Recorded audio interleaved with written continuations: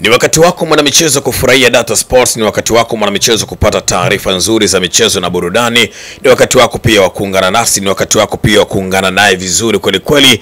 Elizabeth, mdada huyo kutokea ndani ya klabu ya Yanga, mwamba kweli kweli. Anapozungumza lazima watu watikisike, lazima watu wajadili hii kauli imetoka kwa mdada kweli kweli, ama hii kauli imetoka kwa nani? Maana kauli zake huwa si za kupindisha pindisha, nyeupe nyeupe, nyeusi nyeusi. Ni wakati wa mastori, mimi pamoja na Elizabeth. Eliza, uko vizuri?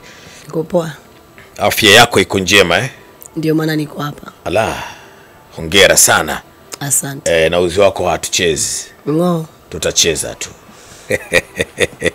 Bwana Eliza, nataka tupige mastori kidogo kuhusiana na mambo kadha wa kadha, lakini taarifa kubwa zaidi leo nataka watu wafahamu upande wako wa pili kwenye uchambuzi. Unajua watu wajue kama Eliza ni mchambuzi mzuri kwenye masuala ya mpira. Watu wanajaga tu Eliza ni shabiki wa klabu ya Yanga.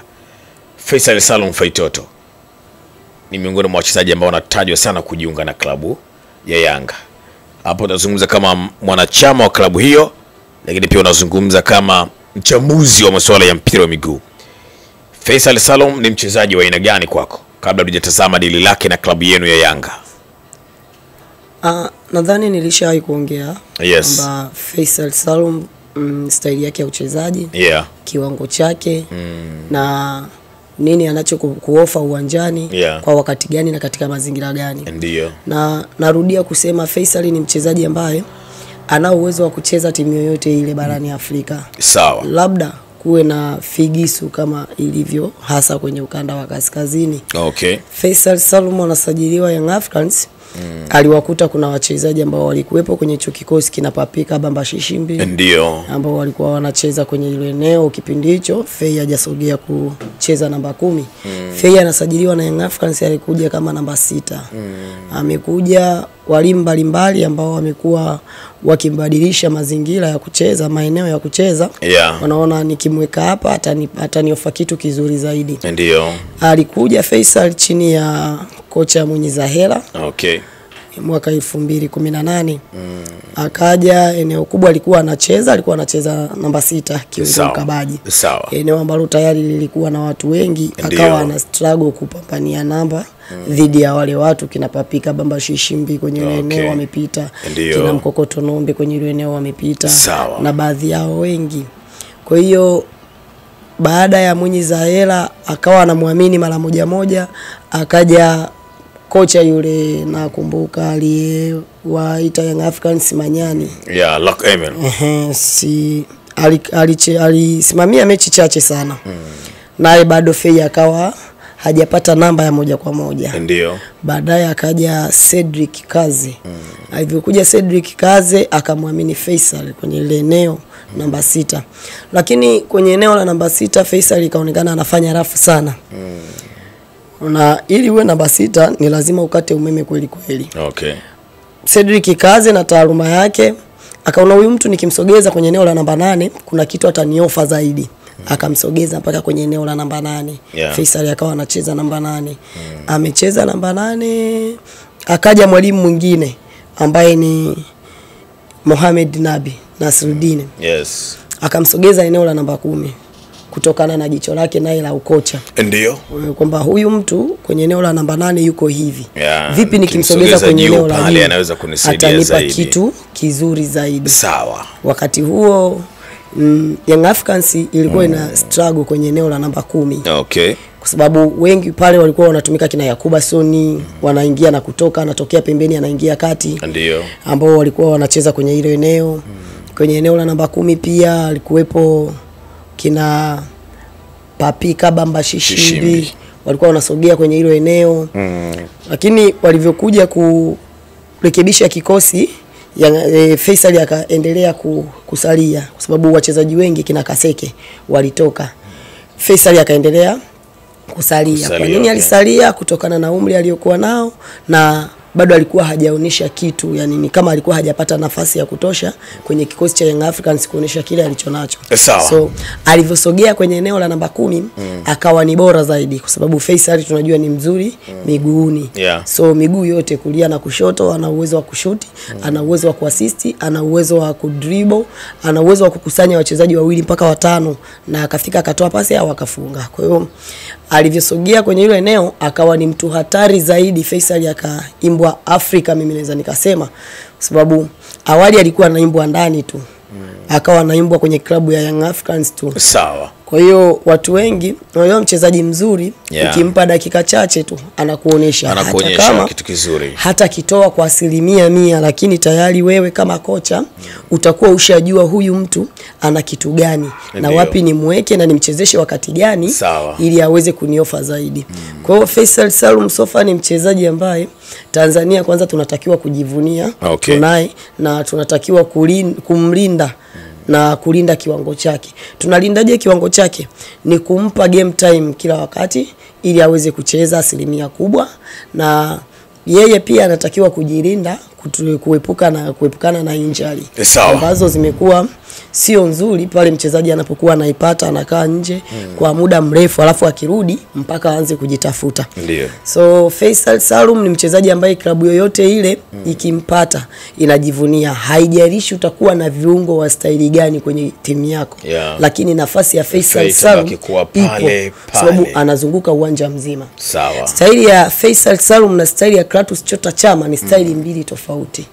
Chama alivyokuwa anacheza Simba ni kama alikuwa amejikatia kieneo chake ambacho kwamba yeye ni kwenye lile eneo tu, hasa kwenye eneo la box la wapinzani. Lakini Fei so hivyo, hata utamkuta eneo la chini ameenda kutafuta mipira, utamkuta anachezesha timu, utamkuta anazuia kwenye eneo ambalo unampa nafasi yeye anashuti, haijalishi itakuwa ni on target ama off target. Kwa hiyo hata uwe na Chama kwenye kikosi chako, Faisal nafasi yake ipo. Hata uwe na Pacome, Faisal kwenye nafasi yake ipo. Hata uwe na Aziz Ki, Faisal nafasi yake ipo. Aziz Ki hakabi, Faisal anakaba. Kwa Aziz Ki na yeye ili umuenjoy, mpe uhuru acheze anavyojua. Ukimwekea limiti unaweza usimfaidi. Ndio kitu ambacho kilikuwa kinamsumbua sana na Seldine Nabi, mpaka Faisal anaanza mbele ya Aziz Ki. Watu wengi wakadauti, watu wengi wakaanza kulalamika Azizi ameletwa kwa gharama lakini anaanzia benchi, bila kujua limitation aliyokuwa anaipata Aziz Ki kutoka kwa Nabi ndio ilikuwa inamfanya yeye ashindwe kufanya vizuri, kwa sababu ni mchezaji ambaye amezoea kucheza kwa uhuru. Na Faisal alikuwa anaanza mbele ya Aziz Ki kwa sababu staili yake ya uchezaji ilikuwa inambeba. Kwa Faisal ni mchezaji ambaye wewe hata ukatae utakuwa unamkataa kishabiki, lakini Faisal mimi kwangu ni mchezaji ambaye huwa namkubali obvious siku zote na miaka yote. Kwa maana kwamba Faisal akienda Simba hata awepo Jean Chazia huwa Faisal namba yake ipo. Faisal hata aende Young Africans pamoja na Pacome kuwepo, Aziz Ki kuwepo, Chama kuwepo, Faisal namba yake ipo. Kwa hiyo mimi nadhani kwa timu yoyote itakayompata Faisal ni itakuwa imepata mchezaji ambaye ana uwezo wa kukupatia kitu chochote kile unachokihitaji ambacho ni chanya. Bwana, huo ni upande wa pili wa dada yetu Elizabeth. Si shabiki na mwanachama tu wa klabu ya Yanga, hata madini yapo kweli kweli hapo. Umepata kuona namna ambavyo kilichambua kandana na kumchambua kiungo wa boli Mzanzibari huyu Faisal Salum Faitoto. Taarifa ambazo zinaelezwa kwamba Young Africans na wao wanahitaji huduma yake kwenye msimu wa mwaka 2025 2026. Ikumbukwa Faisal Salum Faitoto alishafanya mazungumzo na klabu ya Yanga za ndani hizo nakupa, lakini Young Africans walishavuka maji na kwenda visiwani Zanzibar kwa ajili ya kuzungumza na mama wa Faisal Salum Faitoto, na mama na yeye amekunjua. Dili hili sasa liko mikononi mwa Fei kwa sababu anatakwa na vilabu vyote Simba na Yanga. Simba wamepanda dau milioni 800 kama usajili, milioni 50 pesa za mshahara kila mwisho wa mwezi. Young Africans wao ofa ya mwisho ilisomeka milioni 750 kama dau la usajili, milioni 40 kila mwisho wa mwezi natakiwa wavute. Lakini kikwazo kwa Fei na Yanga kilikuwa ni mama mzazi, lakini Yanga walivuka maji, wamemalizwa na mama yuko vizuri, mwanae aende kuitumikia Yanga. Lakini je, Faisal Salum anaweza kwenda Yanga ikiwa Simba wana ofa kubwa?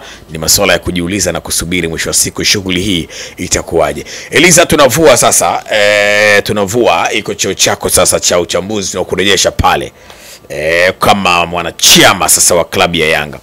Unafikiri vita yenu na Simba kumwania Faisal Salum Feitoto inaweza ikaibuka kwa nyinyi kuwa washindi, kwa jinsi ambavyo ukitazama na mambo jinsi yalivyo, namna ambavyo nyinyi mkipanda Simba wanapanda zaidi? Mimi nadhani vita ya Young Africans na Simba kumwania Faisal ni jinsi gani mkataba wa Faisal na Azam unavyoongea. Unazungumza, okay. Ambao mimi na wewe hatuujui. Ila huwa tunasikia tu kwa watu au kwa watu ambao wako ndani au nje. Kwa hiyo mwisho wa siku yule atakayeweza kumtangaza Faisal ndo atakuwa ameweza kuwini hilo bato. Kwa sababu usajili unapofanyika wa mchezaji huwa kuna kipengele. Nikupe mfano. Mbwana Ali Samata anaenda TP Mazembe, anatoka Simba, kulikuwa na kipengele. Ndio. Kwamba Simba atakuwa ananufaika pale atakapokuwa anauzwa Samata kwenda hapa, akitoka hapa anaenda hapa, Simba wananufaika. Sawa. Hicho ni kipengele ambacho wanakiweka. So mimi siwezi kwenda direct kwa Young Africans kwamba atashinda, kwa sababu sijui mkataba wake yeye alioingia na Azam. Lakini pia siwezi kwenda kwa Simba kwamba atashindwa ili hali pesa ndio inayotakiwa. Na kuna mchezaji mwingine huwa haangalii pesa, na kutolea mfano kwa Aziz Ki anakuja Tanzania, watu wengi walijua kwamba amekuja kwa pesa nyingi sana. Lakini kuna mchezaji ukishazungumza naye ukamueleza sisi situation yetu ni and this and this and this and this, tunahitaji kitu fulani, tunataka hivi, yani sisi ratiba yetu ni hii na mlolongo wetu ni huu, tunataka tukafanye kitu fulani kwenye mpira wetu ndani na hata nje, anakuwa anafurahishwa zaidi. Sawa. Mfano mzuri mwingine ni wachezaji wa nje. Hata Kylian Mbappe alitakwa na baadhi ya vilabu vingi, lakini yeye matakwa yake yaliopti kwenda Real Madrid. Kwa sababu ndo aliona sehemu pekee ambayo anaweza akaenda akafanikiwa kwa uharaka zaidi. Sawa. Ronaldo de Lima aliwahi kupishana na mataji mengi sana ya UEFA. Anatoka hapa anaenda hapa, na mpaka leo hajawahi kuchukua UEFA, na anastafu hajawahi kuchukua UEFA. Ni kutokana pengine kuna klabu ilikuwa inamtaka, lakini yeye anakuwa anataka kwenda hivi kwa sababu naye ana matamanio yake, naye ana matakwa yake na ambayo ni tofauti na klabu. Kwa Engineer Hersi kuweza kumshawishi Aziz Ki akaja Tanzania, watu wengi walijua kwamba ameletwa kwa pesa nyingi. Kuweza kumshawishi abaki kwa sababu mkataba wake uliisha, watu wengi walijua Aziz Ki anaondoka, lakini mwisho wa siku Engineer Hersi aliweza kuingia bato na Waarabu waliokuwa wanamtaka Aziz Ki na akafanikiwa kumbakiza Aziz Ki. Sio kwamba alimbakiza kwa kiasi cha pesa ambacho Aziz Ki alitaka, bali kwa maneno na ahadi ambazo walikuwa wanawekeana tangu hapo awali anamleta Tanzania. Kwa hiyo Faisal tunaweza tukasema kwamba pengine kipaumbele chake labda ni kuchukua mataji, kwa sababu sidhani kama Azam wanashindwa kumlipa Faisal pesa anayohitaji. Wameweka hela nyingi sana kwa sasa. Wamefika mpaka milioni 80 mshahara, si ndio? Na sign fee walikuwa wamefika milioni 900. Milioni 900 na inasemekana wameongeza sasa hivi, wamesema kwa hoteli kumpata bilioni 1. Lakini amegoma. Ina maana kuna kitu ambacho ameona kwamba mbali na pesa, mwisho wa siku mimi nitavuna nini kwenye kabati langu, natakiwa niwe na nini, si ndio? Mwisho wa siku akaamua achague klabu ambayo itampa mafanikio nje ya Tanzania, na nje ya pesa, kwa sababu kama ni mataji ya ligi amechukua akiwa Young Africans. So anachokihitaji ni kwenda kuwika zaidi nje, haijalishi kwamba atafanikiwa kuchukua mataji ya kimataifa ama la. Lakini kwenye vilabu vya Simba na Yanga, hatua wanazofikia robo finali, nusu finali, hatimaye finali, anakuwa kuna kitu ambacho tayari amefanyaje, amekipata. Tofauti na pale anapokuepo Azam, inakuwa inaingia makundi, sometime isiingie, inaishia makundi. Kwa hiyo mimi nadhani kwa Faisal na Young Africans ni vile mkataba wao unavyozungumza. Mkataba wao unazungumza nini? Vipengele gani waliwekeana baina yao Young Africans na Azam? na ni kitu gani ambacho Faisal yeye mwenyewe anakihitaji. Kwa hiyo mimi nadhani anaweza akakataa Faisal kama atakuwa hataki kwenda Young Africans, kutokana na vipengele vinavyombana vya Young Africans na Azam, akaendelea kusalia Azam, amalizie mkataba wake wa 3, kwa sababu aliingia mkataba wa miaka 3. Utakapotamatika wanakuwa wako nje ya vile vipengele, ina maana anaenda akiwa free anakokutaka. Okay. Kumekuwa na taarifa pia, tuachane na Faisal Salum, Elie Mpanzu. Mengi yanazungumzwa, lakini pia afisa habari wenu alisema kuna watu wanamiliki mchezaji wa mkopo na wako naye mchezaji ambaye wa mkopo. Lakini mwisho alinukuliwa akisema ya kwamba kuna nyakati kuna watu watalia, hawatatoa machozi lakini watalia na kuumia kwa sababu tutakwenda kupiga kwenye mshono. Wengi wanamhusisha Elie Mpanzu. Binafsi ukitazama klabu ya Yanga inahitaji mchezaji mwenye karibu ya Mpanzu. Unajua, ili utengeneze timu yako iwe nzuri au iwe bora na ulinge kwamba una timu yenye kikosi kipana, ni kuwa na wachezaji ambao wanashabiliana kiuwezo. Okay. Anayetoka na anaingia wao wanafanana, kama sio kufanana basi mwingine hao anamzidi mwenzie, very sure. Kwa hiyo Young Africans kumuhitaji Mpanzu ni mchezaji mzuri, na matakwa ambayo Young Africans wanataka nini kwa msimu unaofuata, wafike wapi katika michuano ya kimataifa, kwa sababu lengo kubwa la Young Africans kutafuta wachezaji wazuri ni hasa katika michuano ya kimataifa. Ni kweli. Ili waweze kufanya vizuri katika michuano ya kimataifa, waweze kuwa na muendelezo mzuri katika michuano ya kimataifa. So ili uweze kufanya vizuri unatakiwa uwe na wachezaji wazuri. Na wachezaji wazuri haijalishi. Unaona Young Africans anacheza na Mamelodi, alimkosa mtu kama Aucho, sababu alikuwa nje, yao alimkosa na Pacome alimkosa. Maana yake wale waliokuepo waliingia kuchukua nafasi za wale wachezaji waliokosa kwenye ile mechi kwa sababu tu ni wachezaji wa Young Africans na wakaingia kucheza kitimu. Lakini ukitaka kuangalia kiuwezo walikuwa chini sana. Sababu unazungumza mchezaji kama Pacome angekuepo kwenye mechi dhidi ya Mamelodi Sundowns kwa staili yake ya uchezaji na staili anayopenda kuitumia ya kuvuruga safu ya ulinzi ya mpinzani, pengine Young Africans tungezungumza kwamba ameenda nusu finali ya kombe la klabu bingwa. Lakini kwa kumkosa mchezaji kama Pacome, kwa kumkosa yao ambaye tunajua anarudi kwa wakati kukaba, anashambulia kwa wakati, akakosekana, Young Africans ikastruggle hata katika staili ya utengenezaji wa nafasi. Kitu ambacho tunajua kwenye michuano ya kimataifa unatakiwa kutengeneza nafasi moja na ukaweza kuibadilisha ikawa goli. Na so feli kuitumia ile nafasi. Kwa hiyo kwa staili ambayo Young Africans yanayo na matakwa yao, wanakihitaji katika bara la Afrika, wanao uwezo, wanahitaji mchezaji ambaye ataweza kupishana yeye na Pacome au na Max Nzengeli. Kwamba Pacome akikosekana kwenye kikosi yupo Elie Mpanzu, akikosekana Max Nzengeli yupo Elie Mpanzu, kwa sababu Elie Mpanzu anacheza nafasi 2 mpaka 3. Ana uwezo wa kucheza namba 10, namba 11 na namba 7. Zote anazimudu.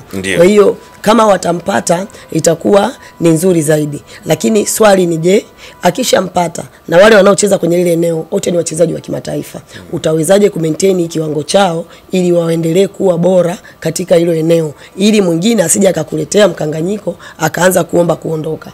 Wachezaji wengi tumeona wakiomba kuondoka kwa sababu wanakosa nafasi ya kucheza. Ni kweli. Unapowaleta wachezaji wanaolingana kiwango, kwamba kiwango cha hali ya juu, maana yake ni uwatumie mara kwa mara na wasikae benchi. Sawa. Kwa hiyo mimi nadhani yote kwa yote, kama ni kweli Young Africans wanamhitaji Mpanzu, sio mchezaji mbaya, ni mchezaji mzuri. Lakini mimi sitaki kuamini kwamba Young Africans wanamhitaji Elie Mpanzu. Haya bwana Eliza, mimi nikushukuru sana. Asante. Sawa, ni Eliza huyo amezungumza mengi na mazuri, na tulimtazama Elie Mpanzu ambaye anahusishwa kidogo na klabu ya Yanga, lakini bila kusahau pia tumemtazama Faisal Salum Feitoto anahusishwa pia na klabu ya Yanga. Umepata kusikia pia uchambuzi mzuri kutoka kwake. Hakika umeselelea vitu jadidi kweli kweli. Basi endelea pia kuwa mwanafamilia kwa kusubscribe channel yetu, lakini usikose pia kucomment ili tuweze kujifunza vingi kutoka kwako, na uweze pia kutuambia pale ambapo tunateleza na tunapopatia pia si vibaya kama tutumwagia maua yetu. Nyuma ya kamera yuko Paco Mnyama. Kwaheri.